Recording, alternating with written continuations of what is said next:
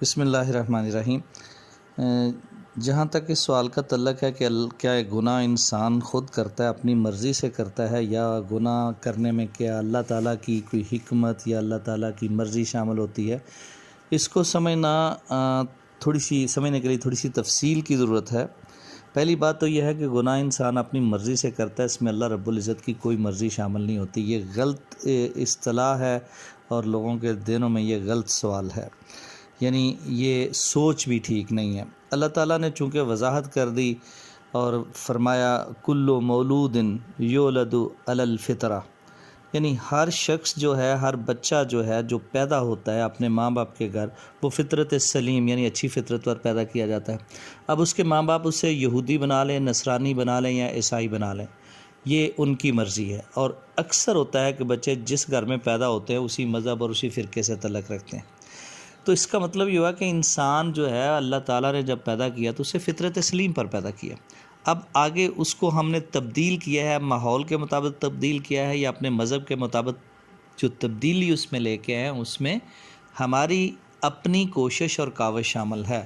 اللہ رب العزت نے اس بچے کو پاک اور صاف پیدا کر کے دنیا میں بھیجا۔ اب اس کے بعد اگلی بات یہ آتی ہے کہ کیا پھر انسان جب صاف ہے، پاک ہے، فطرت سلیم پر ہے، تو پھر وہ گناہ کیوں کرتا ہے؟ اب اس کے لیے اللہ رب العزت نے مزید وضاحت فرمائی ہے۔ اگر آپ قرآن اور اللہ کے نبی کا فرمان پڑھیں تو اس سے یہ واضح ہوتا ہے کہ انسان جب پیدا کیا گیا تو اللہ تعالیٰ نے اس میں گناہ اور نیکی دونوں ایلیمنٹ رکھ دیے۔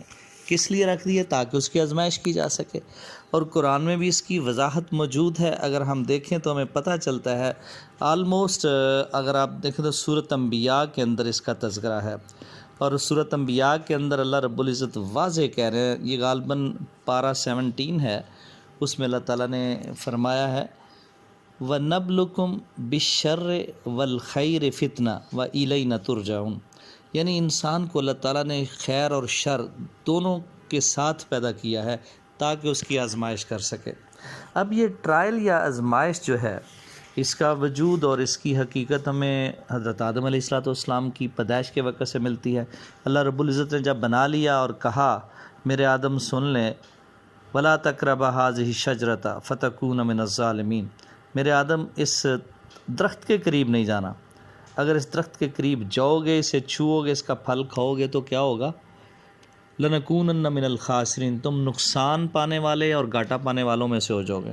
تو رزلٹ کیا نکلا؟ اللہ رب العزت نے تو منع کر دیا کہ آدم اس درخت کے قریب نہیں جانا، اس کے باوجود رزلٹ کیا نکلا کہ حضرت آدم نے اس درخت کے پھل کو چکھا، اور پھل کے چکھنے کے بعد اللہ تعالیٰ نے پھر واضح کر دیا کہ میرے آدم اب تم اس جنت کے اندر نہیں رہ سکتے، اب تمہارا ٹھکانہ کیا ہے؟ مستقر و متاع الی حین، ایک مدت کے لیے زمین پر چلے جاؤ، اور وہاں اللہ تعالیٰ نے زمین پر بھیج دیا۔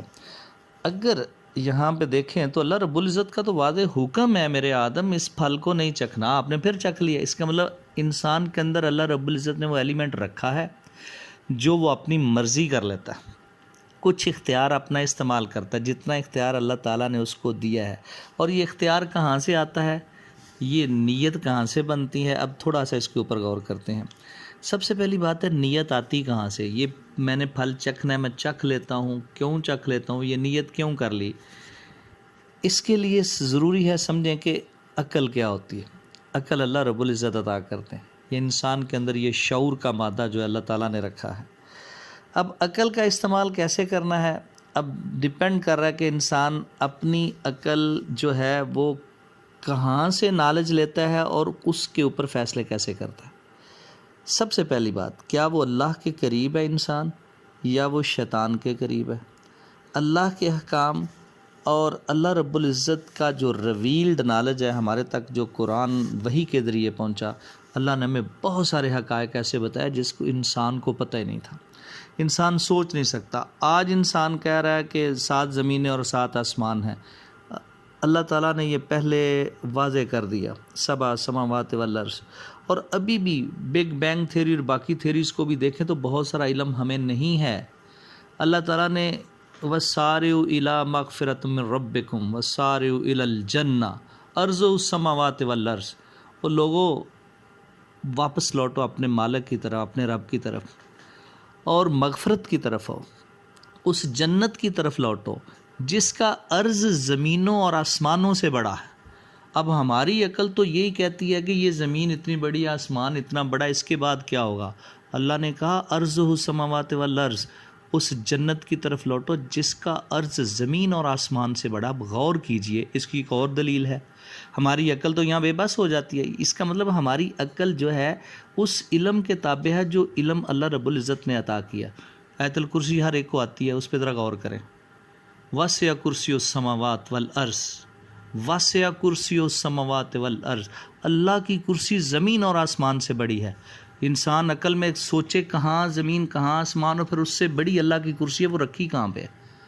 اس کا مطلب اللہ تعالیٰ نے کوئی کائنات کا کوئی ایسا حصہ اور بھی ہے جو ہمارے علم اور عقل میں نہیں ہے۔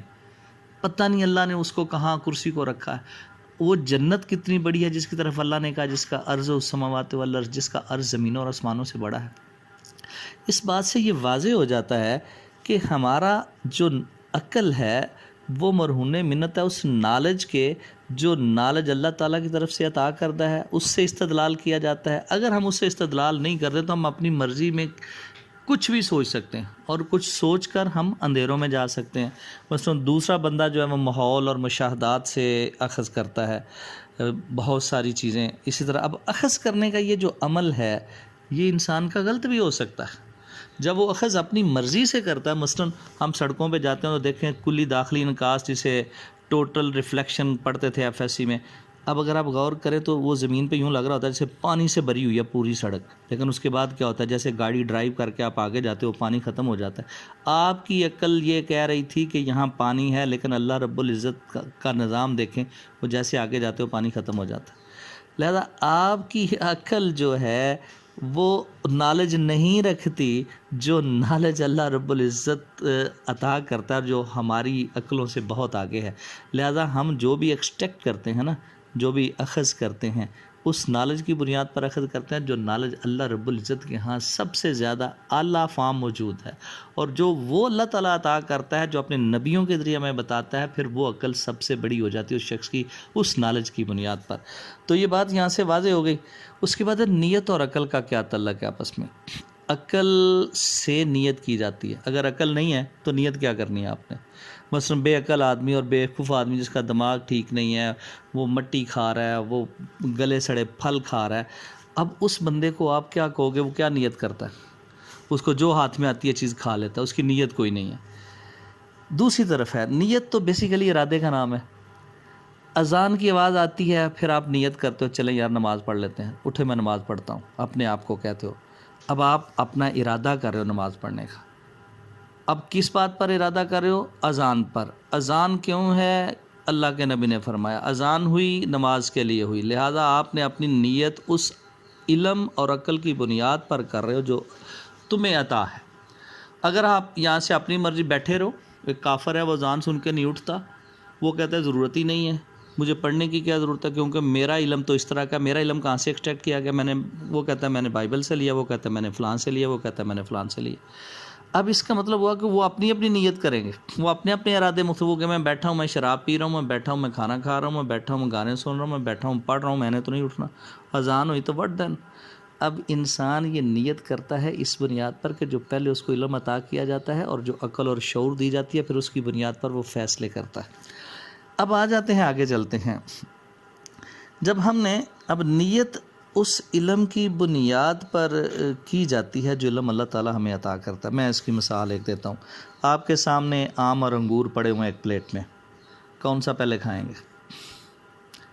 دو باتیں، جو آپ کو اچھا لگے گا، یا جو پھل موسم کا ہے، جو پھل سارا سال رہا ہے وہ آپ کہتے ہیں چھوڑے میں نے کہا نیا آیا یہ کھا لیتا ہوں، نہیں یہ زیادہ میٹھا ہے میں یہ کھاتا ہوں، یہ مجھے زیادہ پیارا لگ رہا ہے میں یہ کھاتا ہوں۔ آپ کی نیت دیکھ کر بن رہی ہے، کس چیز کی بنیاد پر؟ جو آبزرویشن آپ کر رہے ہو، جو آپ کے سامنے موجود ہے، جس کا آپ کو علم ہے۔ علم کیا کہ آم زیادہ میٹھا ہے، انگور زیادہ میٹھے ہیں، کھجور زیادہ میٹھی ہے، کون سا بہتر ہے، میری صحت کے لیے کون سا اچھا ہے؟ اگر آپ کو علم نہیں ہے تو نیت کیسے کر رہے ہو؟ اس میں آپ کو پہلے علم ہونا ضروری ہے، پھر نیت ہوتی ہے۔ اب آپ اس میں سے کوئی ایک چیز اٹھا کے کھا لیتے۔ اب میں اس کے بعد پھر ایک اور اسی مثال کو آگے لے کے چلتا ہوں۔ اگر اسی پلیٹ میں ایک آم اور ایک انگور یا ایک کیلا پڑا ہوا ہے یا ایک سیب پڑا ہوا ہے اور وہ گلا سڑا ہے، اب آپ کی نیت کیا ہے؟ آم کھانا ہے، کیلا کھانا ہے، سیب کھانا ہے، گلے سڑے ہیں، آپ کہیں گے کہ میں تو بالکل نہیں کھاؤں گا، نیت 1 منٹ میں بن گئی، کس بنیاد پر کہ یہ خراب ہے، یہ پھل بوسیدہ ہو گیا، یہ پھل بدبودار ہے، اس سے تعفن آ رہا ہے، یہ میری صحت کے لیے خراب ہے، آپ کی نیت نہیں بنے گی اس کو کھانے کی، آپ نہیں کھائیں گے۔ اس کا مطلب ہوا پہلے آپ کے پاس علم ہونا ضروری ہے، اگر علم نہیں ہے تو نیت کوئی نہیں ہے۔ تو اس طرح سے آپ اپنی نیت کا جو ہے وہ اندازہ لگاتے ہو، نیت کا اختیار آپ کو موجود ہے، آپ اس کا استعمال کرتے ہو۔ یقیناً اب ہم اس بات سے کہہ سکتے ہیں عقل جو ہے انسان استعمال کرتا ہے، اور عقل استعمال کریں گے تو سارے کام بنیں گے، اور اس کے بعد پھر نیت کی بات ہوگی۔ اب تیسرا چوتھا پوائنٹ یہ نظر آتا ہے کہ کیا یہ اللہ رب العزت نے ہمارے لیے جو دنیا رکھ دی، اس میں ہم جو اعمال کرتے ہیں وہ اعمال ہمارے کس بنیاد پر کیے جاتے ہیں؟ وہ بات بنیادی یہی ہے، سمجھنے کی ضرورت ہے کہ ہمیں جب دنیا میں بھیجا گیا تو اللہ رب العزت نے الست بربکم کا وعدہ لیا کہ اپنے رب کے سامنے کھڑے ہو کر بتاؤ کہ تمہارا رب کون ہے، کہ اللہ آپ ہیں۔ اس وقت ساری روحیں پاکیزہ اور صاف تھیں۔ اس کے بعد پھر جب حضرت آدم کا واقعہ ہے، شیطان نے کہا کہ مجھے وقت دیں، مہلت دے، قیامت تک میں بہکاتا رہوں گا، اور اللہ رب العزت نے کہا تو اپنا زور لگا لے، بہکاتا رہے، جو میرے بندے ہوں گے نا وہ تیرے رستے پر نہیں آئیں گے۔ اور پھر یہ حقیقت ہے، جب تہجد کے وقت انسان مصلے پر بیٹھا رب کو یاد کر رہا ہوتا ہے تو اللہ رب العزت آسمان کے فرشتوں کو بلاتے ہیں، کہتے ہیں ادھر دیکھو، تم کہتے تھے نا نہ بنانا اس انسان کو، خون بہائے گا، فساد کرے گا، ولا یفسدو، یہ فساد کرے گا اللہ زمین میں، کیا ہم تیری اطاعت کرنے والے کم ہیں؟ اور اللہ تعالیٰ نے کیا کہا تھا، کالا انی عالم ما لا تعلمون، اور پھر فرشتوں نے مانا کہ نہ مانا کہ اللہ جو تو جانتا ہے ہم نہیں جانتے۔ اور اللہ تعالیٰ کہتے ہیں دیکھو یہ میرا بندہ سردیوں کے دنوں میں وضو کر کے تہجد کے وقت گرم بستر چھوڑ کر اٹھ کر میری عبادت کر رہا ہے، فرشتوں اب آؤ، اب بتاؤ مجھے کہ میں نے ایسے بنایا انسان کو، جو میرے بندے ہیں وہ اٹھیں گے، جو شیطان کے نرغے میں آ گیا وہ نہیں اٹھیں گے۔ اب آگئی بات، یہ شیطان 24 گھنٹے ہمارے ساتھ لگا رہتا ہے، یہ ہمیں کام کرنے سے روکتا ہے، ہماری نیتوں کو روکتا ہے۔ ہم نماز کی نیت کرتے ہیں، او ٹھہر ذرا ٹی وی دیکھ، سوئچ ایس چینل دیکھ لئیے، دوسری بات ذرا یار یہ دیکھ پڑھ لوں، یہ گانا سن لوں، اس کے بعد ارادہ چینج ہو گیا۔ شیطان بہکاوا دیتا ہے، روکتا ہے، ہمارے خون میں گردش کرتا ہے، یہ نبی علیہ السلام کی حدیث ہے۔ تو پھر ہم نے اس سے بچنا، اس لیے کہا بار بار لا حول ولا قوت الا باللہ، اعوذ باللہ من الشیطان پڑھتے رہو، اعوذ باللہ من الشیطان الرجیم، تاکہ آپ اس شیطان کے نرغے سے بچ سکیں۔ تو اب اگلی بات آ گئی کہ اللہ رب العزت نے انسان کو بنا دیا، اختیار دے دیا، نیکیاں کرے یا برائیاں کرے، یہ اس کے لیے۔ کیوں ایسا کیوں رکھا؟ آزمائش کے لیے، ٹرائل کے لیے۔ اگر اللہ تعالیٰ انسان کو ٹرائل میں نہ پٹ کرتے تو پھر نیکی اور بدی کا پتہ نہ چلتا، کامیابی کا پتہ نہ چلتا کہ کون کامیاب ہوا ہے اور کون ناکام ہوا ہے۔ کس کو جنت میں پھینکوں گا، کس کو جنت میں پھینکوں گا، ڈیپینڈ کرے گا اس کی نیت پر اور اس کے اعمال پر۔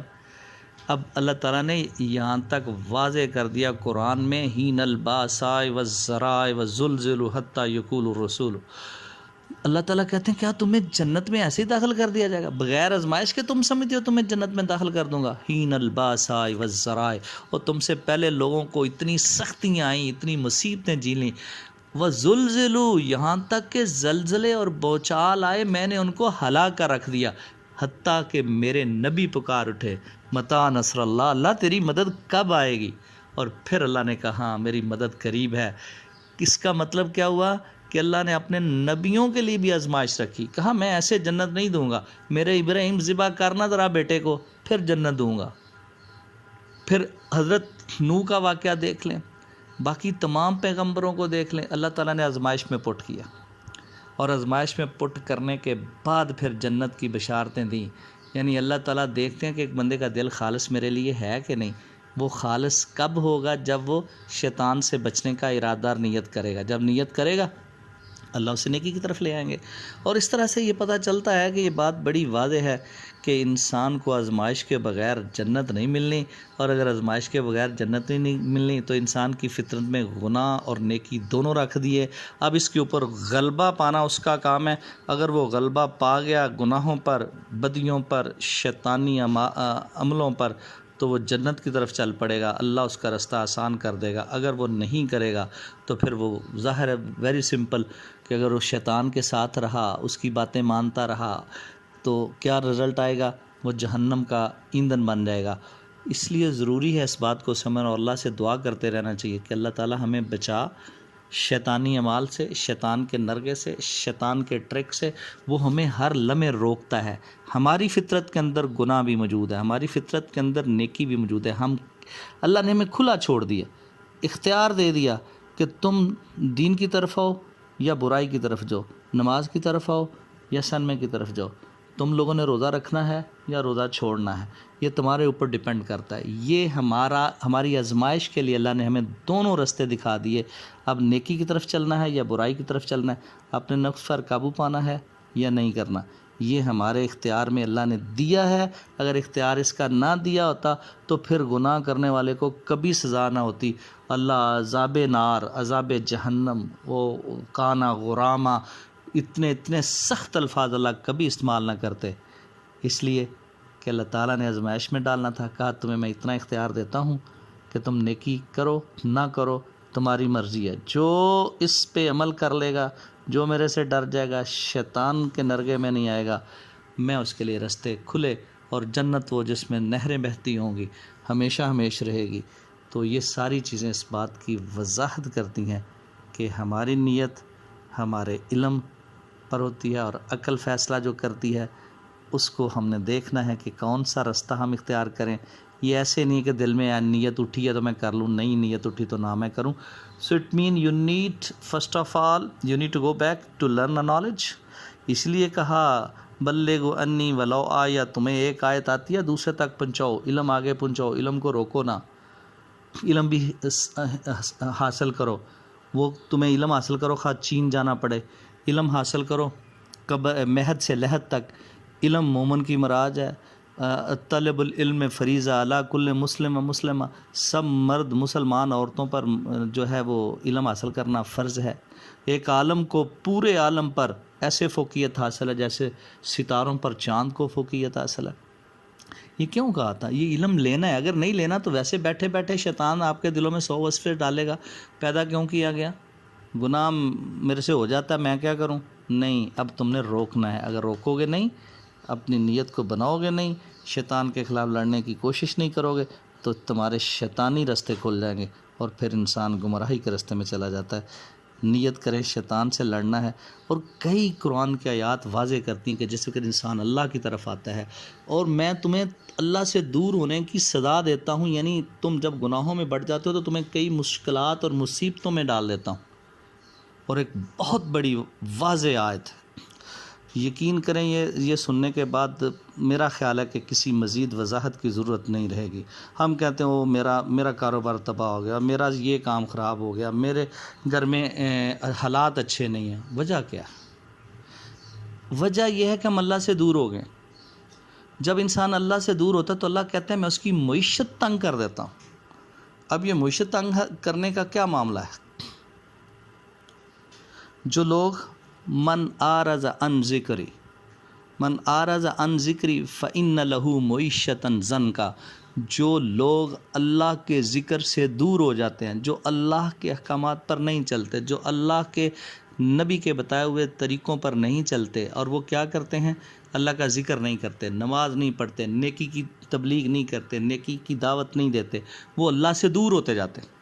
من اعرض عن ذکری، جس نے اللہ کے ذکر سے منہ موڑا۔ اب اللہ کا ذکر کیا ہے؟ نماز ہے، اللہ اکبر، سبحان اللہ، الحمدللہ کہنا اللہ کا ذکر ہے۔ اور جو اس سے من اعرض عن ذکری فإن له معیشتا ضنکا، اللہ کہتے ہیں میں اس کی معیشت تنگ کر دیتا ہوں، اس کے گھر میں بربادی ڈال دیتا ہوں، اس کو مصیبتیں ڈال دیتا ہوں، پریشانیوں میں لا کھڑا کرتا ہوں۔ تو پھر سمجھ کے آئی، جب اللہ کے قریب آنے کی کوشش کرو گے، نیت کرو گے اللہ کے قریب آنا ہے، اللہ تمہارے رزق کے بھی راستے کھول دیتا ہے، اللہ پریشانیاں بھی دور کر دیتا ہے۔ اللہ ہمیں سمجھ اور عقل عطا فرمائے، آمین ثم آمین۔ السلام علیکم۔